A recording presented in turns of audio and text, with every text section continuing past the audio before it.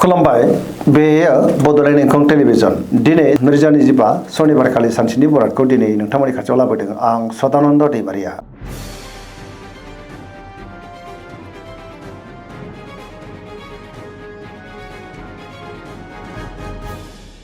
सिगां फरायनो लादों मेष राशि गिबि हांखो अ ल दिनैनि साना जोबोर मोजां जेरावबो जाफुंसारनोबो हागौ सुथुरखौ दिनै गोरलैयैनो फेजेननो हागोन। सोरबा गोजाम लोगोखौ दिनै बहाबा लोगो मोननानै गोसोआव गोजोननाय फैगोन। गोथों आरो गोग्गो साननो हागोन। गियाननि आंखाल जानाय नङा। बहानिफ्रायबा हरखाबै मोजां खौरांबो फैनो हागौ। बहाबा दावबायनो एबा हान्थिनो खाबु मोननो हागौ आरो मोजाङैनो हान्थिनोबो हागोन। रांखावरियाव दिनै जोबोर मोजां होनजायो। बेफार फालांगियाव दिनै जोबोर मोजां मुलाम्फा मोननो हागोन आरो आयाबो बांनो हागौ। बिमा बिफानिफ्राय अननायफोरखौ मोननो हागोन। न'खराव बिसि फिसायनि गेजेराव अननानै फैगोन। बिदा फंबायनि हेफाजाबखौ मोननो हागोन। समाजाव बयजोंबो मान होजानो हागौ। लाइमोनफ्रा दिनै जोबोर रमान्टिक जागोन आरो गावबा गावनि गोसोनि साननायफोरखौ फोरमायलायनोबो हागोन। पजिटिभ इनार्जिनि गोहोम गोग्लैगोन।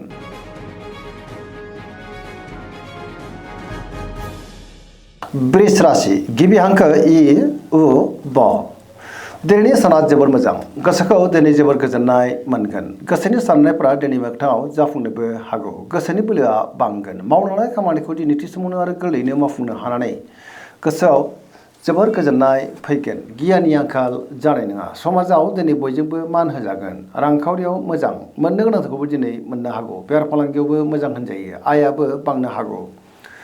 न'खराव बिसि फिसायनि गेजेराव अननानै फैगोन। देहाया दिनै मोजाङैनो थागोन। जायखि खामानि मावा मानो दिनै मोनफ्रोमबो खामानिखौनो गोरलैयैनो मावफुंलांनो हागोन। लोगोफोरनिफ्राय थोजासे हेफाजाब मोननोबो हागौ।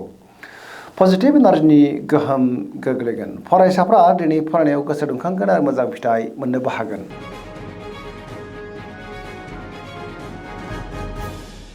मिथुन राशि गिबि हांखो क स दिनैनि साना बारा मोजां नङा। गोसोखौ दिनै जोबोर उसुखुथु मोननो हागौ। नेगेटिभ इनार्जिनि गोहोम गोग्लैनोबो हागौ। सुथुरनि गाज्रि नोजोर थानोबो हागौ। गियाननि आंखाल जागोन। गावनि गोसोनि साननायफोरखौ दिनै गुबुननो फोरमायनो गोब्राब जागोन। गोसोआव गुलाय गुजाय साननायबो फैगोन। देहाया दिनै बारा मोजां थानाय नङा। गोबां रोखोमनि देहायारि जेंनाजों मोगा मोगि जानांनोबो हागौ। रांखावरियावबो बारा मोजां नङा होनजायो। गोबां धोन खहा जानोबो हागौ। न'खराव अनलायनाय फैगोन। बिदा फंबायनिफ्राय हेफाजाब मोननो हागौ।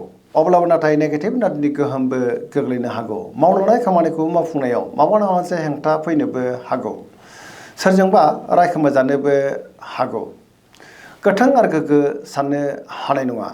मोनफ्रोमबो बिथिङावनो दिनै सांग्रां जानाया गाहाम। बहाबा हान्थिब्ला लामा सामायाव सांग्रां जानांगोन।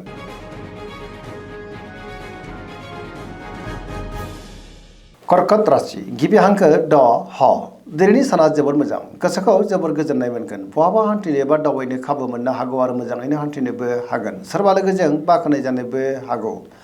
गोसोआव पजिटिभ साननाय फैगोन। गोथों आरो गोग्गो साननो रोंगोन। मोनफ्रोमबो खामानिखौनो दिनै गोरलैयैनो मावफुंलांनो हागोन। रांखावरियाव जोबोर मोजां होनजायो। बेफार फालांगियावबो जोबोर मोजां मुलाम्फा मोननो हागोन। समाजाव लोगो लेवा बांनोबो हागौ। देहाया दिनै मोजाङैनो थागोन। गुबुननिफ्राय हेफाजाबबो मोननो हागौ। बिमा बिफानिफ्राय अननायफोरखौ मोननो हागोन। फरायसाफ्रा दिनै फरायनायाव गोसो दुंखांगोन आरो मोजां फिथाइ मोननोबो हागोन। सरासनस्रायै दिनैनि साना जोबोर मोजां आरो मोजाङैनो बारग'लांगोन।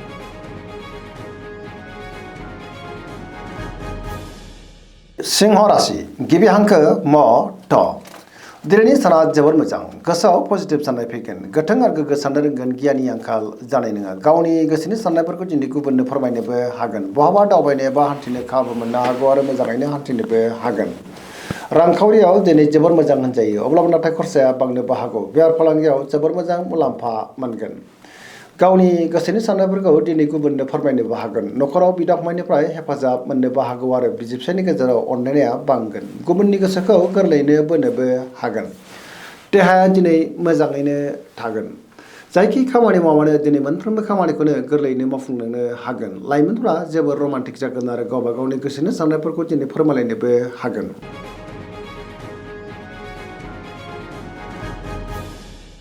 कन्या राशि गिबि हांखो प ट दिनैनि साना जोबोर मोजां।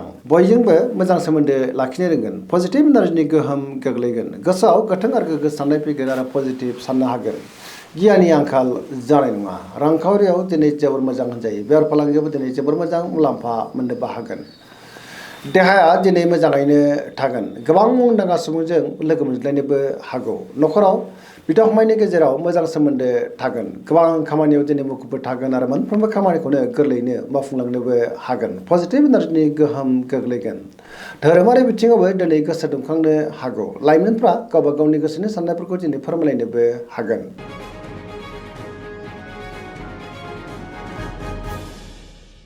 तुला राशि गिबि हांखो र ट दिनैनि साना मोजां आरो गाज्रिनि गेजेरजोंनो बाबेनलांनो हागौ गोसोआव गोनो गोथो साननायबो फैनो हागौ गावनि गोसोनि साननायफोरखौ दिनै गुबुननो फोरमायनो गोब्राब जागोन माबा नङा मोनसे जेंनाजों मोगा मोगि जानांनोबो हागौ मावनो हानाय खामानिखौ दिनै गोरलैयैनो मावफुंनो हागोन देहाया मोजाङैनो थागोन रांखावरियाव जोबोर मोजां होनजायो बेफार फालांगियावबो दिनै जोबोर मोजां मुलाम्फा मोननोबो हागोन न'खराव बिसि फिसायनि गेजेराव अनलायनाय फैगोन गुबुननि गोसोखौ बोनो गोब्राब जानोबो हागौ लोगोफोरनिफ्राय हेफाजाब मोननो दिनै गोब्राब जानोबो हागौ गोदान खामानियाव आखाइ होजेननो हानाय नङा सेंग्रा सिख्लाफोरनि गोसोआ दिनै जोबोर उसुखुथु जागोन गावबा गावनि गोसोनि साननायफोरखौ दिनै फोरमायनोबो गोब्राब जानोबो हागौ आरो नेगेटिभ एनार्जि गोहोम गोग्लैनोबो हागौ मोनफ्रोमबो बिथिङावनो दिनै सांग्रां जानाया गाहाम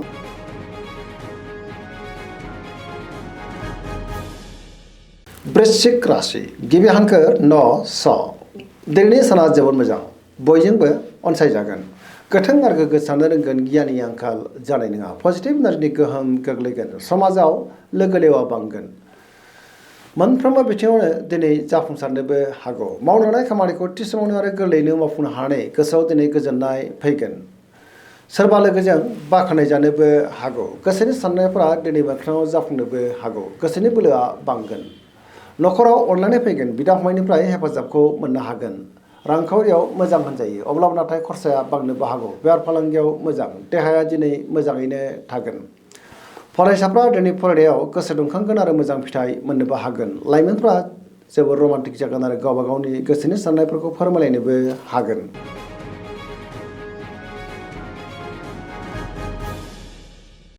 धनु राशि गिबि हांखो ध फ भ दिनैनि साना जोबोर मोजां गोसोआव बोलो बांगोन गावनि गोसोनि साननायफोरखौ दिनै गुबुननो फोरमायनोबो हागोन गोबां मोजां खाबुबो दिनै मोननो हागौ सिगांनि बबेबा जेंनाखौ गोरलैयैनो सुस्रांनो हागोन गोथों आरो गोग्गो साननो रोंगोन रांखावरियाव मोजां होनजायो बेफार फालांगियाव दिनै जोबोर मोजां मुलाम्फा मोनगोन आरो आयाबो बांनो हागौ समाजाव मान मोननो हागोन बहाबा हान्थियोब्ला दिनै जोबोर मोजां आरो मोजाङैनो हान्थिनोबो हागोन देहाया दिनै मोजाङैनो थागोन बिमा बिफानिफ्राय अननायफोरखौ मोननो हागौ धोरोमारि बिथिङावबो दिनै गोसो दुंखांगोन आरो पजिटिभ एनार्जिनि गोहोम गोग्लैगोन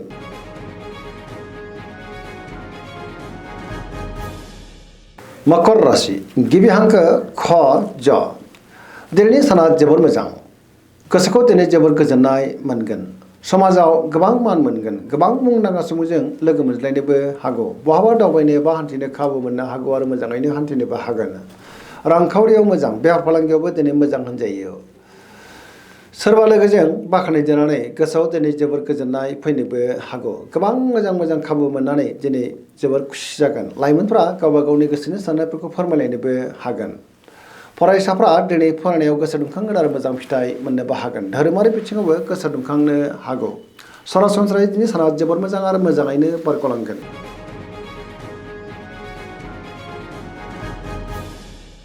कुम्भ राशि गिबि हांखो ग स दिनैनि साना जोबोर मोजां गोसोखौ दिनै जोबोर गोजोननाय मोनगोन गोथों आरो गोग्गो साननो रोंगोन गियाननि आंखाल जानाय नङा मोनफ्रोमबो बिथिङावनो दिनै जाफुंसारनोबो हागौ मावनो हानाय खामानिखौ दिनै गोरलैयैनो मावफुंनो हागोन बहानिफ्रायबा हरखाबै मोजां खौरांबो फैनो हागौ समाजाव बयजोंबो मान होजागोन गोबां मुंदांखा सुबुंजों दिनै बहाबा लोगो मोनज्लायनोबो हागौ रांखावरियाव मोजां अब्लाबो नाथाय खरसाया बांनोबो हागौ बेफार फालांगियाव मोजां होनजायो देहाया दिनै मोजाङैनो थागोन अब्लाबो नाथाय जानाय लोंनायाव सांग्रां जानांगोन बिमा बिफानिफ्राय अननायफोरखौ मोननो हागौ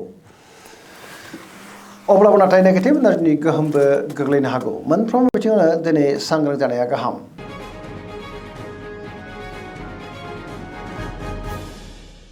मीन राशि गिबि हांखो ड स दिनैनि साना मोजां आरो गाज्रिनि गेजेरजों बाबेनलांनो हागौ गुबुननि थाखाय दिनै नाङा फाङा जेंनायाव गोग्लैनांनोबो हागौ मोनफ्रोमबो बिथिङावनो दिनै सांग्रां जानाया गाहाम गावनि गोसोनि साननायफोरखौ दिनै गुबुननो फोरमायनो गोब्राब जागोन देहाया मोजाङैनो थागोन अब्लाबो नाथाय जानाय लोंनायाव सांग्रां जानांगोन रांखावरियाव बारा मोजां नङा नाङा फाङा खरसाया दिनै बांनोबो हागौ बेफार फालांगियावबो बारा मोजां नङा होनजायो सोरजोंबा रायखोमा जानोबो हागौ लाइमोनफोरनि गोसोआ दिनै जोबोर आला खाला जागोन गावबा गावनि गोसोनि साननायफोरखौ दिनै फोरमायनोबो गोब्राब जालायनोबो हागौ नेगेटिभ एनार्जिनि गोहोम गोग्लैनोबो हागौ दिनैनि राशि फरायनाया एसेनोसै जोबनायाव बेखौनो खावलायो जाहाथे नोंथांमोना सानफ्रोमबो जोंनि बे बड'लेण्ड इंखं टेलिभिजनखौ नायबाय थायो आरो साबस्क्राइब खालामो लोगोसे लाइक खालामो आरो शेयार खालामो एसेनोसै गोजोन्थों